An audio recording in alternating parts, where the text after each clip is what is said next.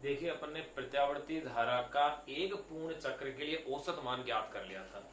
ये जो औसत मान अपने पास आ गया था प्रत्यावर्ती धारा का, उसमें अपन ने देखा कि प्रत्यावर्ती धारा का एक पूर्ण चक्र के लिए औसत मान क्या है, 0 है। और वो भी कौन सी धारा, ज्यावक्रीय धारा के लिए। एक पूर्ण चक्र के लिए औसत मान अपने पास आया था 0, जो अपन ने सिद्ध कर लिया था। अब अपन बात करेंगे इसकी प्रथम अर्धचक्र के लिए कि इसका औसत मान क्या होगा। पूर्ण चक्र के लिए तो 0 था, अब अपन ज्ञात करेंगे प्रथम अर्धचक्र के लिए। तो देखिए प्रथम, और देखिए एक प्रथम जो अर्धचक्र है वो कैसा है, धनात्मक है। एक प्रथम धनात्मक अर्ध चक्र के लिए, प्रथम धनात्मक अर्ध चक्र के लिए अगर अपन इसका मान निकाल के देखें तो देखिए क्या आएगा। यानी कि आई एवरेज अपन जो देख रहे हैं, आई एवरेज किसके लिए, अर्ध चक्र के लिए, यानी आई एवरेज हाफ। तो इसके लिए आप क्या करेंगे, वही तरीका, वही दो तरीके हैं। एक तो हाफ के लिए वैल्यू निकाल देख लें, फिर अपन समाकलन से हल कर लें। तो देखो समाकलन से अपनी बुक में है, अपन भी वैसे हल कर लेते हैं। पहले तो 0 से लेकर के t/t तक, t/2 तक आई डी टी, यानी कि धारा के लिए, अपोन में 0 से लेकर के t/2 तक ये समेगा। ये हो गया है प्रथम अर्धचक्र के लिए धारा का औसत मान। तो देखिए अपन ने प्रत्यावर्ती धारा के ज्यावक्रीय मान के लिए औसत मान ज्ञात कर रहे थे। उस औसत मान में अपन ने ज्ञात कर लिया था प्रथम ये पूर्ण चक्र के लिए। अब अपन ज्ञात कर रहे हैं प्रथम अर्धचक्र के लिए, जिसमें आपके पास ये है वैल्यूज। अब आपको क्या करना है, इसके अंदर केवल वैल्यूज पुट करनी है। और करना क्या है, I average half is equal to ये है। अब देखिएगा यहां आप क्या जानते हैं, चूंकि धारा का जो तात्क्षणिक मान था वो ये था I is equal to I note sine omega t, यही धारा का तात्क्षणिक मान है। इसलिए I average half is equal to 0 से t/2 तक, आई की वैल्यू रख दीजिए आप I note sine omega t dt upon में 0 से t/2 तक, और ये है dt। अब देखिएगा I average half is equal to, यहां आपको इसकी समाकलन सोल्व करनी है। आई नोट को बाहर कर दीजिए, 0 से लेकर के t/2 तक sign omega t dt, sign omega t dt upon में 0 से t/2 तक dt। अब आपको इसकी समाकलन करेंगे तो आप जानते हैं साइन का समाकलन क्या होगा, माइनस कोस। तो अब अपन इससे देखो, इससे आगे के हिस्से को मैं यहां हल कर रहा हूं। इधर यहां अगर आप हल करते हैं तो देखेंगे I average half is equal to, ये इक्वेशन आ रही है आई नोट। अब देखिएगा साइन का समाकलन क्या लिखा जाएगा आपके पास, साइन का समाकलन हो जाएगा minus cos omega T upon में ओमेगा, जिसकी लिमिट है 0 से t/2 तक। फिर अपोन में dt का समाकलन क्या लिखा जाएगा, t, और इसकी भी लिमिट है 0 से t/2 तक। अब देखिए फिर इसको हल करते हैं आगे। I average half is equal to I not, omega को बाहर कर दीजिए,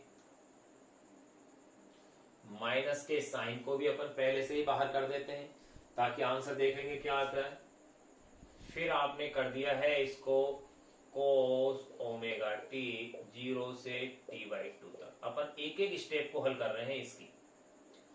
अपोन में लिमिट लगाइए, स्मॉल टी के स्थान पर कैपिटल t/2, फिर 0, ये अब इसके आगे के फिर स्टेप्स पे ध्यान दीजिएगा। आई एवरेज हाफ, आई एवरेज हाफ यानी कि प्रथम धनात्मक अर्ध चक्र के लिए मान निकाल रहे हैं अपन, तो यहां देखिएगा माइनस आई नॉट, ये t/2 हो जाएगा। t/2 माइनस 0 का मीन्स क्या है, t/2, तो t/2 तो कहां जाएगा इसमें ऊपर, यानी कि 2i नॉट और ये ओमेगा t। अब मेरे पास यहां रह गया है,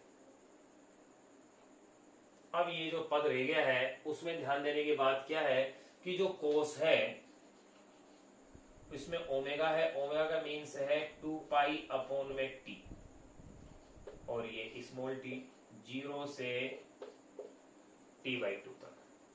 अब आपको इसमें लिमिट पुट करनी है। अगर अपन अब ये लिमिट अगर पुट करते हैं तो देखिए I average half is equal to -2i0 omega t। देखिएगा लिमिट लगाते हैं, cos 2π/t, स्मॉल t के स्थान पर क्या आएगा t/2, फिर लोअर लिमिट माइनस में minus cos 2π/t, small t क्या लिखा जाएगा 0। अब आगे फिर देखिएगा I average half is equal to -2i0 omega t। Capital T से यहाँ कैपिटल टी कैंसिल हो गया, 2 से ये 2 कैंसिल हो गया, तो ये रह गया है मेरे पास cos पाई माइनस ये हो गया है cos 0। बस अब इनकी वैल्यूज अपन को पुट करनी। तो देखिए अपन ने क्या किया, इसके अंदर प्रथम धनात्मक अर्ध चक्र के लिए धारा का औसत मान निकालना था, तो I average half is equal to 0 से t/2 तक धारा का समाकलन कर दिया। 0 से t/2 तक अपन ने समय के रूप में समय का देख लिया। फिर चूंकि i is equal to i0 sine omega t है, इसका मान इसमें रख दिया i की जगह, i0 sine omega dt upon में 0 से t/2 तक dt। फिर आपने क्या किया, i0 को बाहर कर दिया, फिर साइन का समाकलन किया, minus cos omega t upon में ओमेगा आ गया, फिर इस ओमेगा को बाहर किया और माइनस को भी अपन ने बाहर किया। dt का समाकलन क्या हुआ था t में लिमिट लगाई t/2 तक, तो t/2 माइनस 0 का मीन्स हो गया t/2, तो 2 को अपन ऊपर ले आए तो 2i0 अपोन में ओमेगा t। हल करते हुए अपने पास ये स्टेप आ गई। अब इसके आगे की स्टेप्स को अपन इधर सोल्व कर रहे हैं। देखो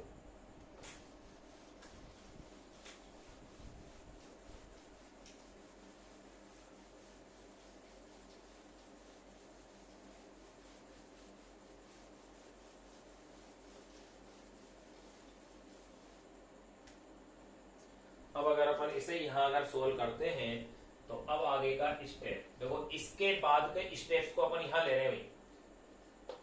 आई average half is equal to -2i0 upon में ओमेगा t।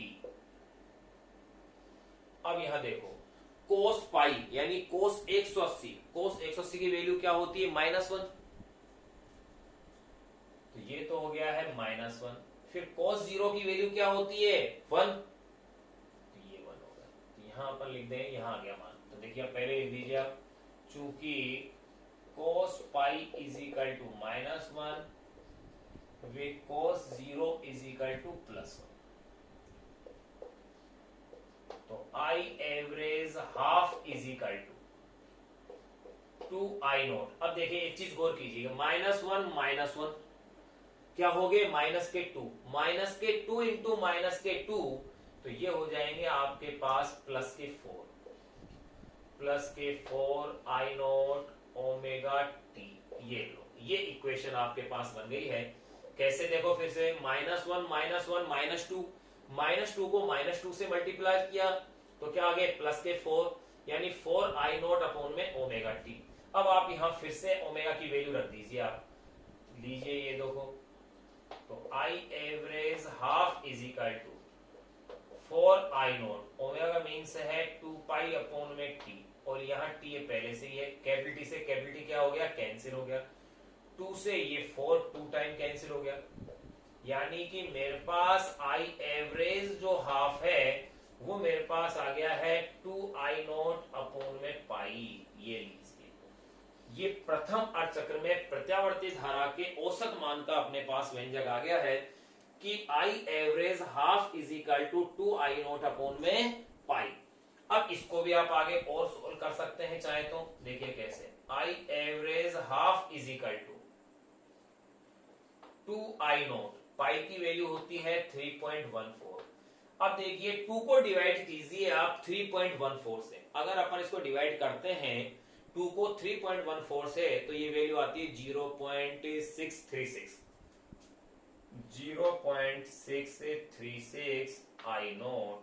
ये अपने पास वैल्यू आ गई है प्रथम अर्धचक्र में प्रत्यावर्ती धारा के औसत मान की। यानी कि आप यूं कह सकते हो कि प्रथम अर्धचक्र में प्रत्यावर्ती धारा का जो औसत मान होता है वो शिखर मान का 2 अपॉन में पाई होता है। कितना? 2 अपॉन में पाई। या यूं भी कह सकते हो आप कि शिखर मान का 63% होता है, 0.63.6% भाग ये होगा शिखर मान का। अब देखिए ये तो अपने पास प्रथम अर्धचक्र में आया। अगर इसी की जगह ये कहा गया होता कि ऋणात्मक अर्धचक्र है तो आगे क्या आता? माइनस में आ जाता है। तो आया था प्रथम धनात्मक अर्धचक्र के लिए। तो देखो अपन क्या कह सकते हैं,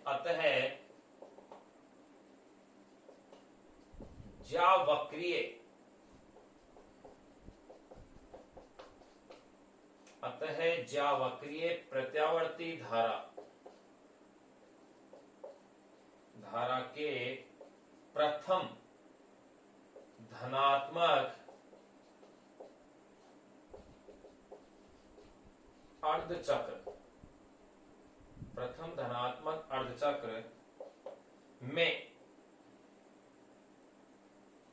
में धारा का औसत मान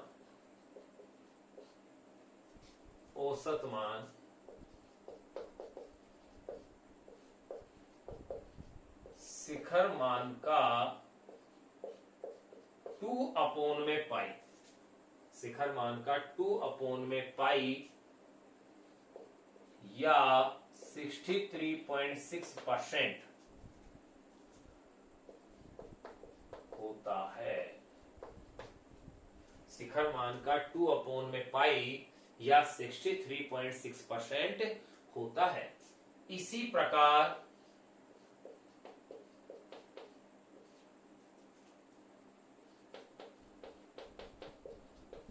ऋणात्मक, पहले वोल्ट तक लिख लेते हैं।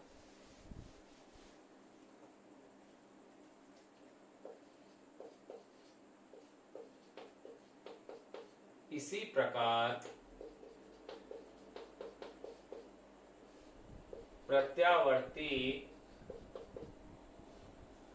वोल्टता के लिए, इसी प्रकार अगर अपन प्रत्यावर्ती वोल्टता की बात करें तो देखिए V average half is equal to, ठीक इसी प्रकार से ये हो जाएगा 2V0 अपॉन में पाई, या इसे कह सकते हैं 0.636 V0 होगा। इसी प्रकार प्रत्यावर्ती वोल्टता के लिए भी यही मान होगा। एवं अगर ये पूछ ले ऋणात्मक अर्धचक्र के लिए तो देखो, एवं ऋणात्मक अर्धचक्र के लिए, अगर ऋणात्मक अर्धचक्र के लिए अगर अपन बात करें तो देखिए ऋणात्मक अर्धचक्र के लिए मान कैसे बन जाएगा। आई एवरेज हाफ साइकिल के लिए यहां लिख दिया जाएगा, आगे नेगेटिव का साइन आ जाएगा, यानी कि 2I0 अपॉन में pi is equal to minus 0.636 I0 and V average half is equal to minus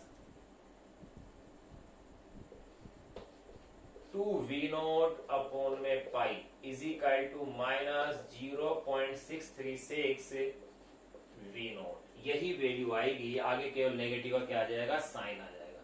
तो अपन ने क्या देख लिया कि प्रत्यावर्ती धारा का प्रथम अर्धचक्र के लिए मान क्या है और द्वितीय अर्धचक्र यानी ऋणात्मक अर्धचक्र के लिए मान क्या है, ये अपन ने निकाल के देख लिया है। और पूर्ण चक्र के लिए भी मान अपन ने देख लिया था। पूर्ण चक्र के लिए धारा का जो औसत मान आ रहा था वो अपने पास आ रहा था 0, लेकिन अर्ध चक्र के लिए औसत मान 0 नहीं आ रहा है।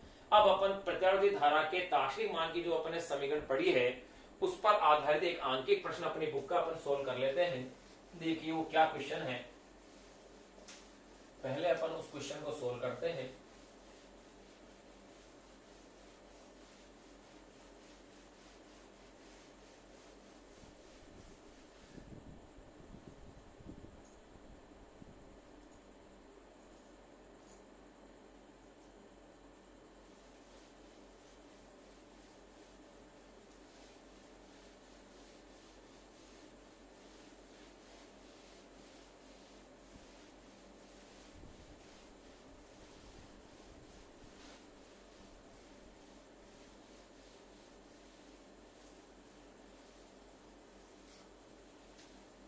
देखिए पहले अपन उस क्वेश्चन को लिखते हैं, उसके पश्चात उस क्वेश्चन को अपन सोल्व करेंगे।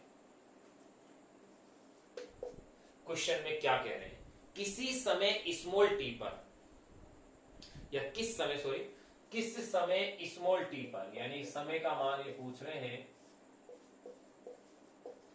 किस समय स्मॉल टी पर ज्यावक्रीय प्रत्यावर्ती धारा का, किस समय स्मॉल टी पर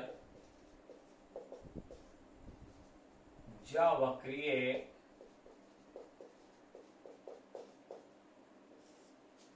प्रत्यावर्ती धारा का, किस समय स्मॉल टी पर ज्यावक्रीय प्रत्यावर्ती धारा का मान, प्रत्यावर्ती धारा का मान, धारा का मान अपने शिखर मान का मान अपने शिखर मान का। देखिए एक ही क्वेश्चन में दो क्वेश्चन पूछे जा रहे हैं। नंबर फर्स्ट पहला है आधा होगा, नंबर सेकेंड रूट ऑफ 2/2 गुना होगा, sorry root of 3/2, root of 3/2 गुना होगा। ये अपन को दिया हुआ है, किस समय स्मॉल टी पर ज्यावक्रीय प्रत्यावर्ती धारा का मान अपने शिखर मान का आधा होगा, नंबर सेकेंड रूट ऑफ 3/2 गुना होगा। ये अब क्वेश्चन आपको सोल्व करना है।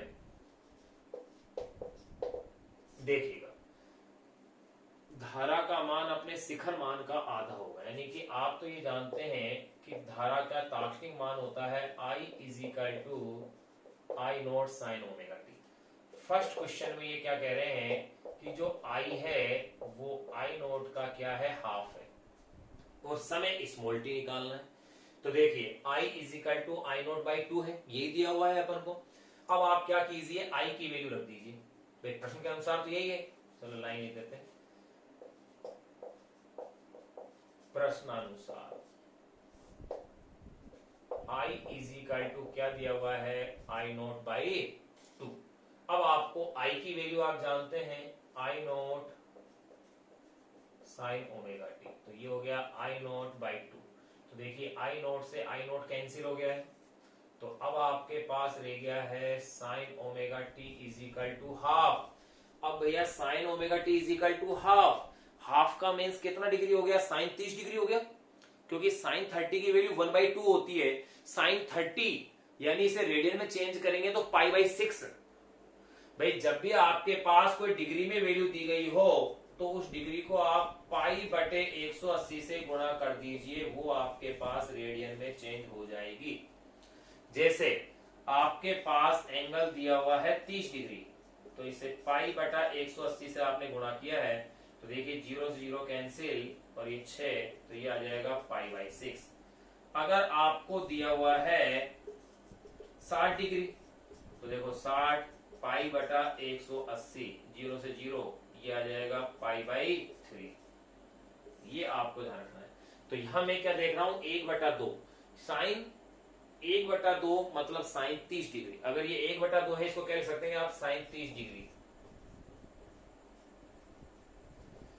1/2 का मतलब साइन 30 डिग्री, और साइन 30 को अपन कैसे लिखते हैं भाई रेडियन में, देख लो π/6 हो गया।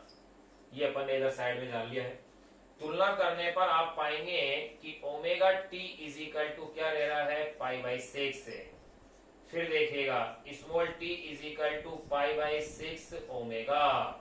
बस अब कैलकुलेट कर लीजिए, पाई को पाई रहने दीजिए, 6 है, ओमेगा की वैल्यू होती है 2π/t, तो टी को ऊपर पहुंचा दीजिए, पाई से पाई कैंसिल हो गया, यानी कि t/12, अर्थात स्मॉल टी बराबर t/12, अर्थात उसके आवर्त काल का जो 12वां भाग होगा उस समय में ये शिखर मान का क्या हो जाएगा, आधा मान रह जाएगा धारा का।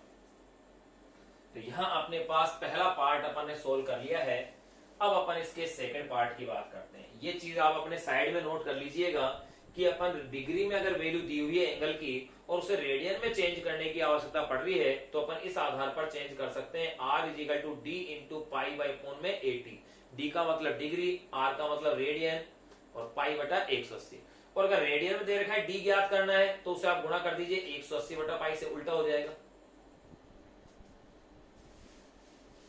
यहां मैंने ये वैल्यूज पहले ही लिख दी हैं आपके लिए। अब देखिएगा नंबर सेकंड पार्ट में क्या कह रहे हैं, देखिए प्रश्नानुसार सेकंड पार्ट में ये कह रहे हैं कि i की जो वैल्यू है √3/2 है, यानी i = √3/2 I0, यानी शिखर मान की √3/2 है।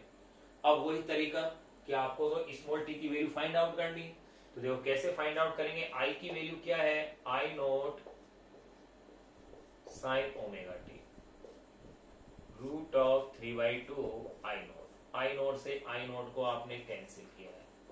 अब आपके पास बच गया है sin ओमेगा टी √3/2, और भैया √3/2 साइन के रूप में किसकी वैल्यू है, sin 60 की, यानी sin 60 degree is equal to √3/2। अगर sin 60 degree is equal to √3/2 है, इसका मतलब sin 60 को अपन कैसे लिखेंगे, sin π/3, sin π/3। तो आप इसे आप कह सकते हैं इस तरह से, sin omega t is equal to sin π/3। भाई 60 डिग्री को आपने किसमें चेंज किया है, रेडियन में। किससे गुणा किया 60 को, π/180 से, तो क्या बच गया मेरे पास, π/3। कंपैरिजन किया तो मैंने क्या पाया, omega t is equal to π/3 मेरे पास आया। ज्ञात क्या करना था, स्मॉल टी, तो small t is equal to π/3 omega.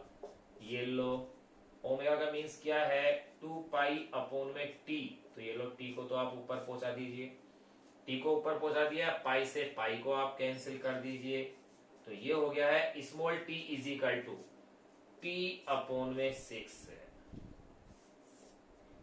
इस समय में प्रत्यावर्ती धारा का मान उसके शिखर मान का √3/2 होगा। ये एक अपन ने क्वेश्चन इस पर आधारित है जो अपन ने कर लिया है कंप्लीट।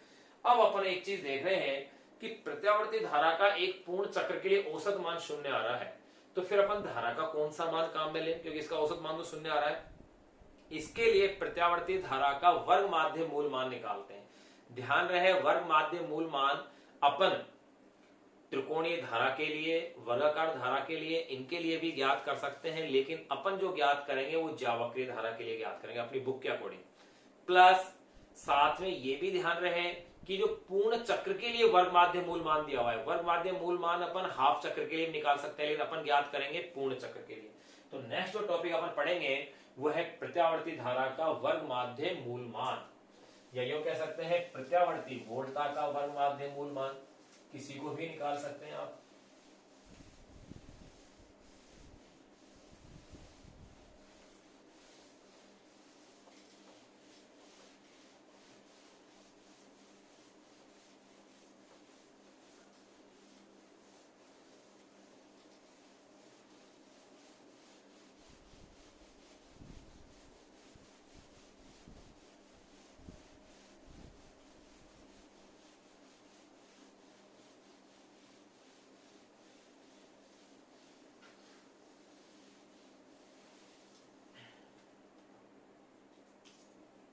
देखिए नेक्स्ट कंटेंट्स जो अपन पढ़ रहे हैं वो है प्रत्यावर्ती धारा का वर्ग माध्य मूलमान।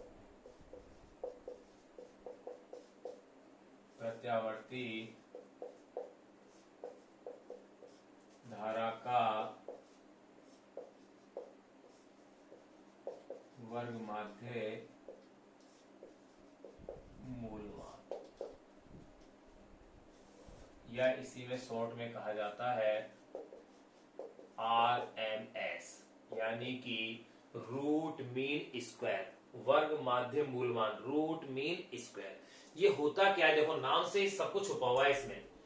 वर्ग, पहले धारा का वर्ग कीजिए, फिर उसका माध्य, और फिर उसका क्या निकालिए, मूल। तो क्या कहलाता है यही मान, वर्ग माध्य मूलमान। यानी प्रत्यावर्ती धारा का पहले अपन क्या करेंगे, वर्ग करेंगे, फिर उसका माध्य लेंगे, फिर उसका क्या लेंगे अपन, वर्गमूल लेंगे। तो यही क्या कहलाता है, वर्ग माध्य मूलमान, और यही इसकी परिभाषा भी बन जाती है। तो देखिए क्या परिभाषा बन गई है, जो इसमें शब्दों में लिखा हुआ है वही लिख देंगे। यानी कि प्रत्यावर्ती धारा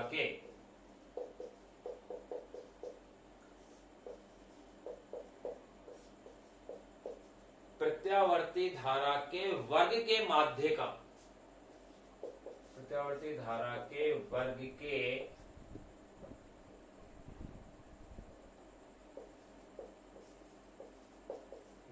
के माध्य का मूल,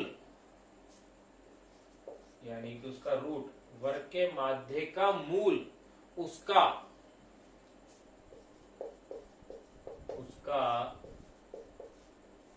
वर्ग माध्य मूल, उसका वर्ग माध्य मूल मान कहलाता है।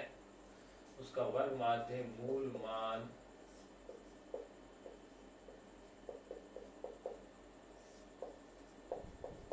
वर्ग माध्य मूल मान कहलाता है।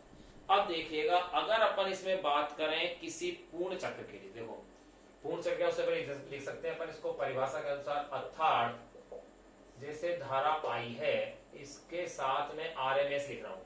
RMS का मीन्स है रूट मीन स्क्वायर। तो धारा का वर्ग माध्य मूलमान क्या हुआ, धारा का आपने वर्ग करना है, फिर उसका माध्य लेना है औसत लगा के, वर्ग किया, फिर माध्य लिया, यानी बार का निशान लगा के फिर उसका क्या निकाल लिया मैंने, मूल निकाल लिया। ये वर्ग माध्य मूलमान कहलाता है। अब वर्ग माध्य मूलमान पूर्ण चक्र के लिए भी है, अर्ध चक्र के लिए भी है, लेकिन अपने जो सिलेबस में दे रखा है वो मात्र दे रखा है पूर्ण चक्र के लिए, इसलिए अपन बातें भी किसी करेंगे पूर्ण चक्र की। तो देखिए पूर्ण चक्र के लिए,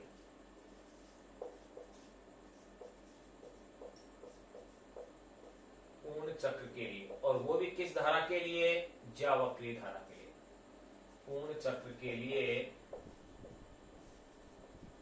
वर्ग माध्य मूलमान, देखो पूर्ण चक्र के लिए वर्ग माध्य मूलमान मुझे निकालना है, तो कैसे ज्ञात करेंगे, IRMS इज इक्वल टू, वही तरीका, I का स्क्वायर, फिर बार, और फिर उसका रूट। अब देखिएगा इसी समीकरण को मैं कैसे कैसे और लिख सकता हूं,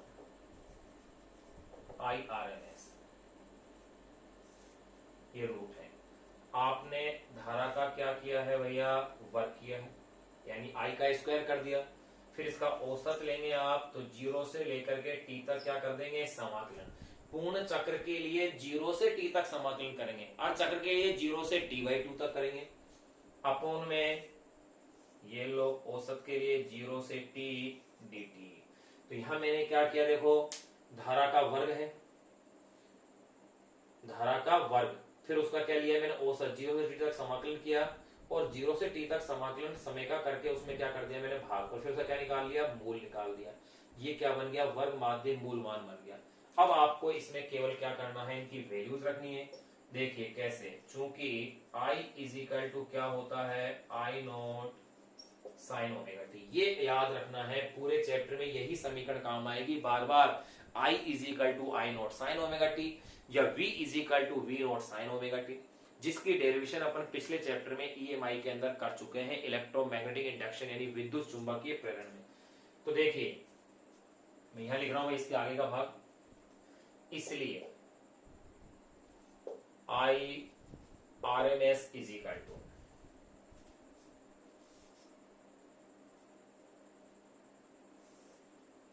रूट ऑफ 0 से t तक ये समाकलन तो है ही है आपके पास। i की वैल्यू यहां रखेंगे, i इज इक्वल टू क्या है, आई नॉट साइन ओमेगा टी।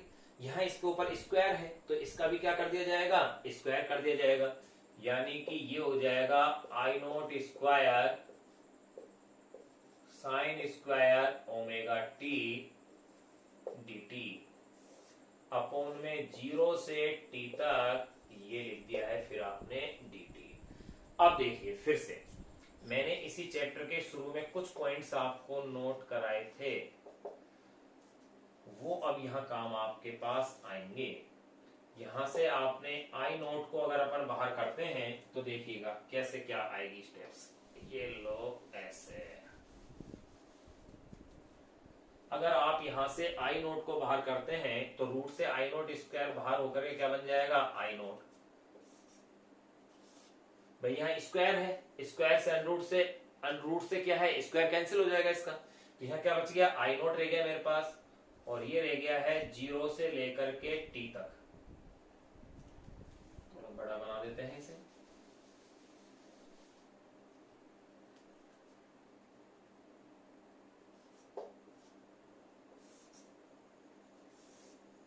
ये आई नोट आपने बाहर की तरफ ले दिया है 0 से t तक। क्या है वैल्यू मेरे पास बची हुई, sign square omega t dt upon में 0 से t तक dt।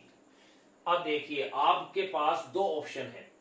पहला ऑप्शन तो आपके पास ये है कि आप साइन स्क्वायर को 1 minus cos 2 omega T upon में 2 के फॉर्मेट में इसे चेंज कर लो, यानी कोस के रूप में बदल के फिर उसका समाकलन हल कर लो जैसा बुक में किया हुआ है। नहीं तो एक जो मैंने डायरेक्ट आपको बताया था कि 0 से t तक sign square omega t dt upon में 0 से t तक dt, इसका डायरेक्ट समाकलन क्या बताया, यानी कि साइन स्क्वायर का जो औसत मान है वो क्या होता है 1/2। तो मैं इसे ऐसे भी लिख सकता हूं, डायरेक्ट हो जाएगा फटाफट से, चूंकि 0 से t तक sign square omega t dt upon में 0 से t तक dt इज इक्वल टू होता है 1/2। अगर यहां साइन के स्थान पर कोस हो, कोस स्क्वायर होगा तो भी आंसर क्या आएगा, 1/2 आएगा। ये मैंने चैप्टर के जब स्टार्ट किया था तब मैंने शुरू में ये बात बताई थी कि ये इसकी वैल्यू हाफ है। अगर ऐसा है तो इससे तो अपने पास ये फटाफट सोल्व हो गया, और नहीं तो चाहो तो आप जैसे बुक में कर रखा है कि साइन स्क्वायर को कोस के फॉर्म में चेंज कीजिए फिर उसका समाकलन कीजिए, ऐसा भी कर सकते हैं। 2-3 स्टेप्स उसमें और बढ़ जाएंगे।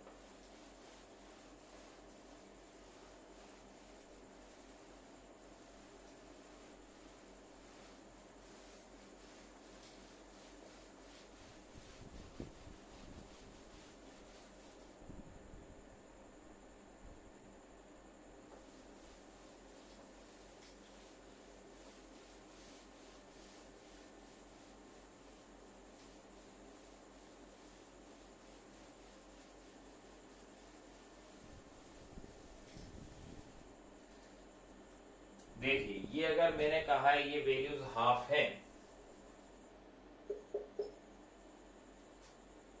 तो देखिए इसलिए IRMS इज इक्वल टू, ध्यान रहे वर्ग माध्य मूल मान का मतलब होगा अपने लिए पूर्ण चक्र के लिए, क्योंकि अर्ध चक्र का अपने सिलेबस में कहीं कोई जिक्र नहीं दिया है वर्ग माध्य मूल मान का, इसलिए अपन उसकी बातें भी नहीं करेंगे। तो यहां हो गया है IRMS इज इक्वल टू, तो देखिए ये स्टेप बन गई है आई नोट, यहां पूरा इस पूरी स्टेप्स की वैल्यू क्या हो गई है, हाफ।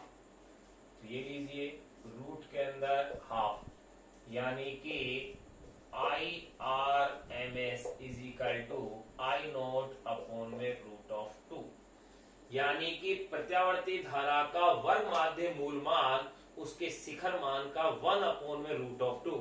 और देखो 1 अपॉन में रूट ऑफ 2 की भी वैल्यू निकाल लें, रूट ऑफ 2 होता है 1.414, डिवाइड कीजिए 0.707 आई नोट, यानी कि प्रत्यावर्ती धारा का वर्ग माध्य मूल मान उसके शिखर मान का 1 अपॉन में रूट ऑफ 2 या 70.7% होता है। तो अपन ये कह सकते हैं, फिर देखिएगा इसी प्रकार इसी प्रकार प्रत्यावर्ती वोल्टता के लिए, ये तो आपने प्रत्यावर्ती धारा के लिए निकाला था। तो अगर इसी प्रकार प्रत्यावर्ती वोल्टता की अगर मैं बात करूं तो देखिए Vrms इज इक्वल टू कैसा लिखेंगे आप, V का स्क्वायर फिर उसका औसत फिर उसका क्या ले लेंगे आप मूल, फिर इसे भी कैसा लिखेंगे आप ऐसे रूट ऑफ 0 से t तक V स्क्वायर dt अपोन में 0 से t तक dt। फिर इसे आगे और आप कर सकते हैं कि V की वैल्यू आप इसमें रख दें V note sine omega t dt। अब यहाँ स्क्वायर है तो V नोट का भी स्क्वायर साइन स्क्वायर का भी 0 से t तक और ये dt आ गया है। इसको भी जब आप हल करते हैं तो पूर्णतः आपके पास वही परिणाम आता है जो धारा के लिए आया है, यानी कि V नोट अपोन में root of 2 is equal to 7.07 V not, यानी कि प्रत्यावर्ती धारा और प्रत्यावर्ती वोल्टता के एक पूर्ण चक्र के लिए वर्ग माध्य मूल मान उसके शिखर मान का 1 अपोन में रूट ऑफ 2 गुना या 70.7% होता है। तो इस तथ्य को अपन नोट कर लेते हैं।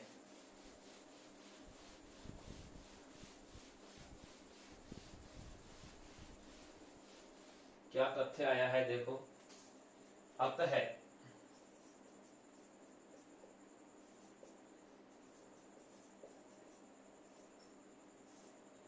प्रत्यावर्ती धारा वे प्रत्यावर्ती वोल्टता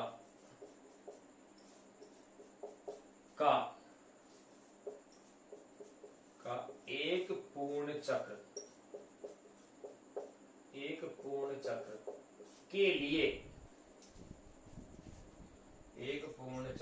लिए वर्ग माध्य मूल मान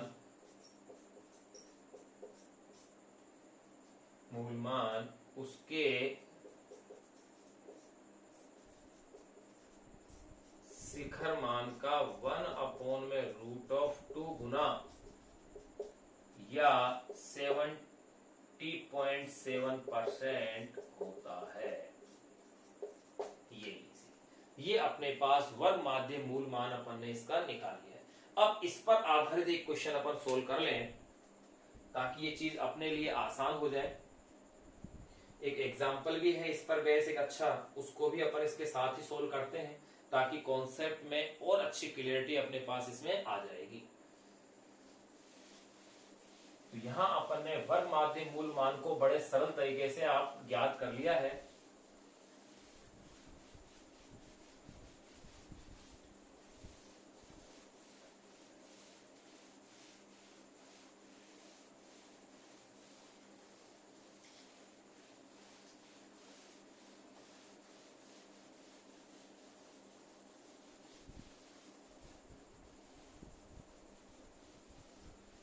देखिए अब जो क्वेश्चन है जिसको अपन सोल्व करेंगे वो क्वेश्चन क्या है, देखिएगा क्वेश्चन क्या दिया हुआ है कि किसी प्रत्यावर्ती धारा परिपथ में प्रत्यावर्ती वोल्टता की समीकरण दे रखी है।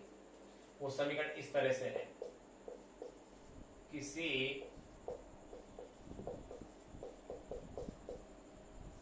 प्रत्यावर्ती धारा परिपथ में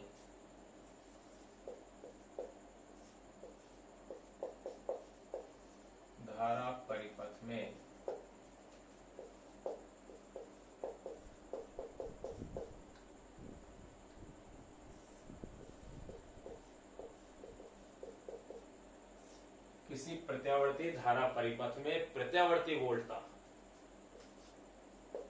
V is equal to 50 sine V is equal to 50 sine 157t plus 5 volt.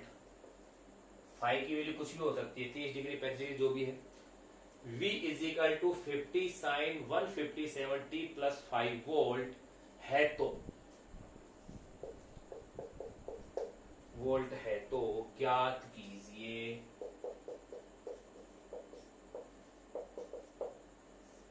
Number first. सबसे पहले ये ज्ञात करवा रहे हैं प्रत्यावर्ती वोल्टता का वर्ग माध्य मूलमान। नंबर फर्स्ट पहले ये ज्ञात करवा रहे हैं प्रत्यावर्ती वोल्टता का वर्ग माध्य मूलमान। सबसे पहले तो अपन को क्या ज्ञात करना है, प्रत्यावर्ती वोल्टता का वर्ग माध्य मूलमान ज्ञात करवा रहे हैं। नंबर सेकेंड ये मान अपन से ज्ञात करवा रहे हैं प्रत्यावर्ती वोल्टता की आवृत्ति। प्रत्यावर्ती वोल्टता की आवृत्ति, ये दो चीजें अपन से ज्ञात करनी है। तो देखिए ज्ञात करते हैं, कितना इजी क्वेश्चन है। जब भी कभी आपको प्रत्यावर्ती धारा या प्रत्यावर्ती वोल्टता की इस तरह से समीकरण दी गई हो तो उस समीकरण की आप इसकी मूल समीकरण से क्या कर लें, तुलना कर लें। तुलना करते ही आपको बहुत सारी राशियां तो वैसे ही ज्ञात हो जाएगी। तो देखिए समीकरण आपके पास क्या है, v is equal to 50 sine 157t plus 5 और अपनी मूल समीकरण अब अपन लिखेंगे v is equal to V not sine omega t plus 5। इन दोनों की आप क्या कर दीजिए, तुलना कर दीजिए। ये लो, तुलना करते ही अपने पास वैल्यूज क्या क्या आएंगे। देखो v की जगह तो v है, v नोट का मान कितना आ रहा है आपके पास 50 वोल्ट आ गया। ये लो शिखर मान आपके पास आ गया है, t की जगह t आ गया है तो ओमेगा की वैल्यू कितनी आ गई है 157 रेडियन प्रति सेकेंड। अब आप जो मान पूछे गए हैं उनको आप ज्ञात कर लीजिए।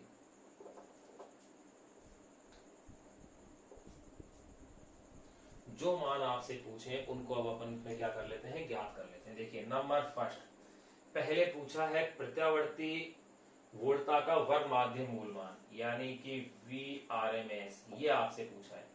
तो देखिए VRMS इज इक्वल टू क्या था, V नोट अपॉन में √2 था अपने पास फॉर्मूला भाई। तो देखिए V नोट की वैल्यू मेरे पास 50 है, 1 अपॉन में √2 और मैंने ये भी बताया था कि 1 अपॉन में √2 ये वैल्यू ध्यान ही रखना कि बार बार काम आती है। ये होती है 0.707। अब 50 इंटू 0.707 मल्टीप्लाई कीजिए, ये आएगा 35.36 वोल्ट। 535 35.36 वोल्ट। ये अपने पास वर्ग माध्य मूलमान आ गया है वोल्टता का। फिर नंबर सेकंड क्या पूछ रहे हैं, ये आवृत्ति पूछ रहे हैं भैया, इसकी प्रत्यावर्ती वोल्टता की आवृत्ति। तो देखो आवृत्ति कैसे ज्ञात करेंगे, आपके पास ओमेगा आ गया है तो ये लो आवृत्ति भी ज्ञात हो जाएगी, यानी कि ओमेगा इज इक्वल टू 157 है और ओमेगा इज इक्वल टू क्या होता है 2πf, जहां पर f क्या है, आवृत्ति है। तो देखिए f is equal to 157 upon में 2π, 2 तो 2 है, पाई का मीन्स 3.14। सोल्व कीजिए, ये आएंगे आपके पास 25 हर्ट्ज। 25 हर्ट्ज अपने पास ये वैल्यू आ गई है, क्योंकि 3 दूनी 6 6.28 25 बार कट गया, यानी 25 हर्ट्ज अपने पास इसकी क्या आ गई है, आवृत्ति। तो ये क्वेश्चन अपने पास सोल्व हो गया। इजी क्वेश्चन था, लेकिन क्वेश्चन इसी टाइप के अपने बोर्ड के एग्जाम में आते हैं। एक क्वेश्चन अभी 2020 में आया था, वो भी इसी टाइप से था। एक इक्वेशन दी हुई थी और उसमें वो अज्ञात राशि को ज्ञात करवा रहे थे उसमें परिपथ के लिए। अब अपन एक क्वेश्चन और करते हैं जो एक अच्छा क्वेश्चन है, कॉमन पॉपुलर क्वेश्चन है, उसको और सोल्व करते हैं। फिर उसके बाद अपन पढ़ेंगे वर्ग माध्य मूल मान का भौतिक अर्थ क्या है, वास्तव में इसका मीनिंग्स क्या है कि वर्ग माध्य मूल मान का।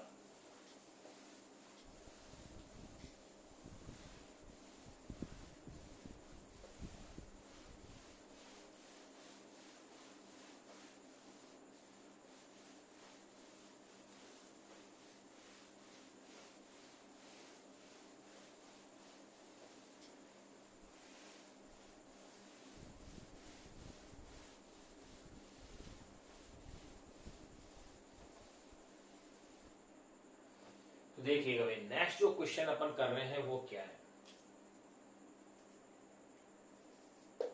वो क्वेश्चन आपको दिया हुआ है ये कि प्रत्यावर्ती धारा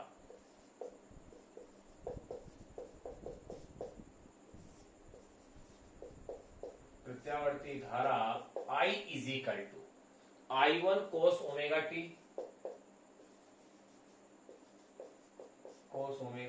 plus I2 sine omega t. प्रत्यावर्ती धारा I is equal to I1 cos omega t plus I2 sine omega t के लिए वर्ग माध्य मूल मान ज्ञात कीजिए।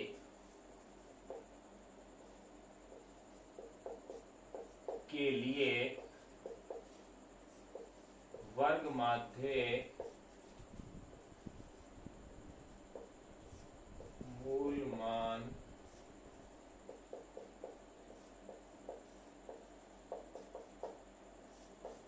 ज्ञात कीजिए। ये क्वेश्चन अपन को दिया हुआ है। अब देखिए इसे अपन सोल्व करेंगे। इस क्वेश्चन को आप इसकी स्टेप बाय स्टेप सोल्व करते जाओ। यानी पहले आप इसका वर्ग लीजिए, फिर इसका माध्य लीजिए और फिर आप इसका क्या निकालिए, मूल निकालिए। तो देखिए सबसे पहले तो मैं इसकी बात करता हूं ताशनी धारा। क्या दी हुई है, I1 cos omega t plus I2 sin omega t. ये अपने पास तार्किक मान दिया हुआ है। अब सबसे पहले मुझे क्या करना है, इसका वर्ग। तो देखिए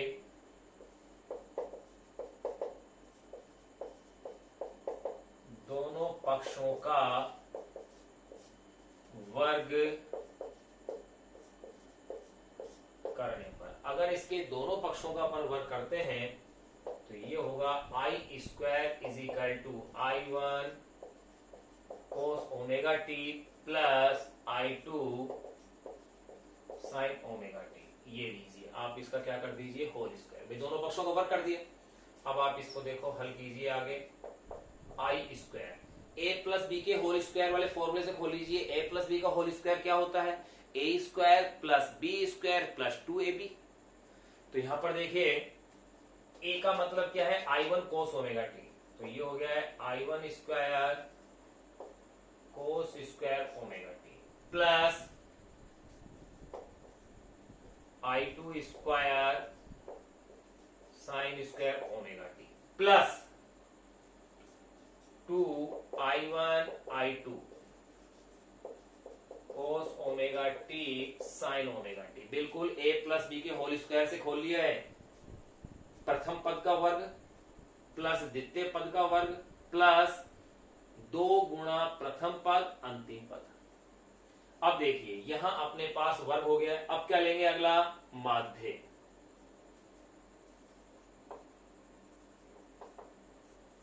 दोनों पक्षों का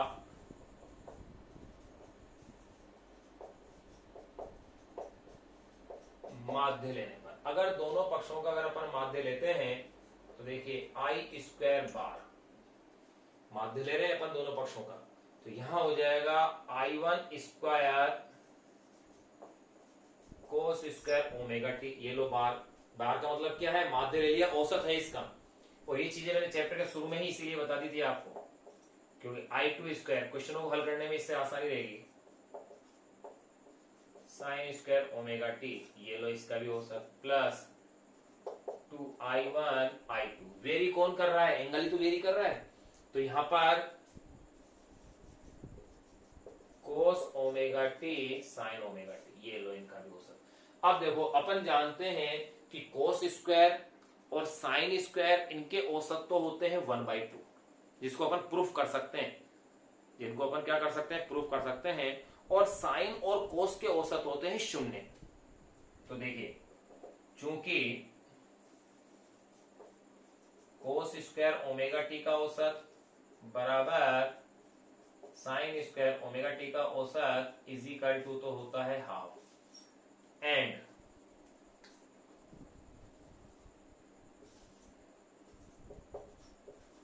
साइन ओमेगा टी का औसत हो या कोस ओमेगा टी का औसत हो, ये होता है 0।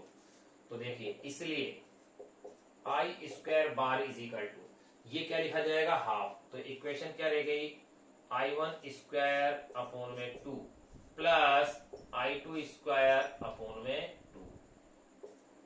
और ये क्या हो गया भाई आगे का, ये अगर शून्य है तो ये पूरा पद ही जीरो हो गया। तो I1 स्क्वायर, ये कोस स्क्वायर ओमेगा टी की वैल्यू क्या रख दी मैंने 1/2, प्लस I2 ये साइन स्क्वायर ओमेगा 2 इसकी वैल्यू क्या रख दी मैंने 1/2, plus cos omega T sign omega T इसकी वैल्यू क्या है, औसत इनका क्या है 0 है। तो यहां मेरे पास ये समीकरण लिखा आ गई है I square bar is equal to, देखो इसमें से हाफ तो कॉमन आ गया है आपके पास, तो मेरे पास ये क्या रह गया है I1 स्क्वायर प्लस I2 का स्क्वायर। ये मेरे पास आ गया है इस दी गई समीकरण का वर्ग माध्य, वर्ग और फिर उसका ये क्या है माध्य। लेकिन निकालना क्या है मुझे, वर्ग माध्य मूल मान निकालना है। तो देखिए वर्ग माध्य मूल मान अपन अब इसका ज्ञात करते हैं।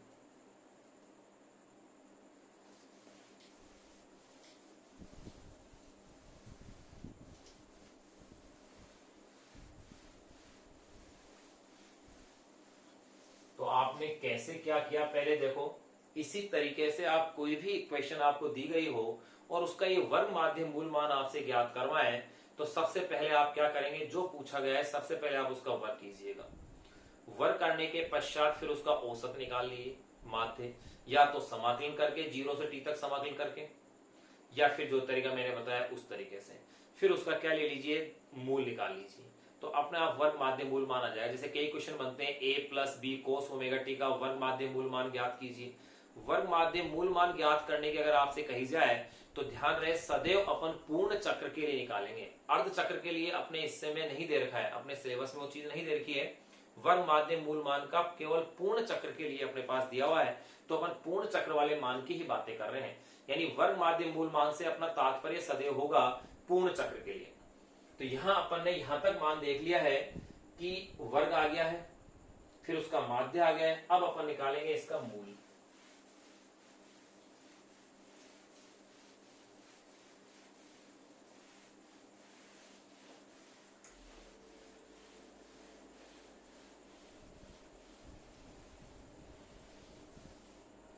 तो देखो यहां तक की जो इक्वेशन अपनी आ गई है, अब इसमें क्या करेंगे, दोनों पक्षों का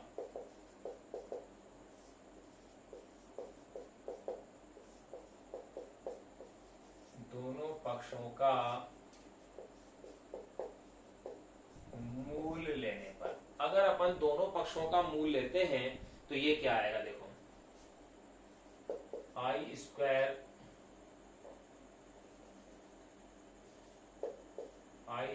बार, और ये लो इसका मूल कर दिया। तो इधर भी अगर अपन रूट लेंगे तो देखो 1 का रूट तो 1 ही होता है, लिखने की आवश्यकता ही नहीं है, लेकिन 2 का क्या हो जाएगा रूट ऑफ 2। फिर इधर मूल लिखेंगे आप तो ये I1 square plus I2 square, और मूल का मतलब इसके ऊपर पावर कितनी हो जाएगी हाफ, यानी रूट का साइन लगा दो या फिर पावर क्या कर दो हाफ। अब आप देखिएगा धारा का क्या हो रहा है वर्ग, फिर माध्य, और फिर क्या आ रहा है मूल। तो इसे ही कहेंगे IRMS,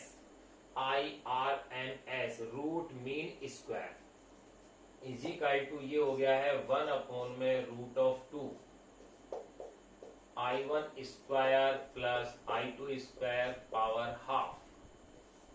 ये इस क्वेश्चन को सोल्व करने पर ये अपने पास इसका क्या आ गया है आंसर आ गया, यानी कि I is equal to I1 cos omega t plus I2 sine omega t को अपन ने हल किया तो ये अपने पास उसका क्या आ गया आंसर आ गया। तो यहां अपन ने प्रत्यावर्ती धारा का औसत मान पूर्ण चक्र के लिए, अर्ध चक्र के लिए ज्ञात कर लिया, फिर वर्ग माध्य मूल मान ज्ञात कर लिया, धारा और वोल्टता दोनों के लिए एक ही प्रोसीजर था, फिर उस पर आधारित अपन ने क्वेश्चन सोल्व कर लिया। अब अपन नेक्स्ट जो पॉइंट जान रहे हैं वो है वर्ग माध्य मूल मान का भौतिक अर्थ। वर्ग माध्य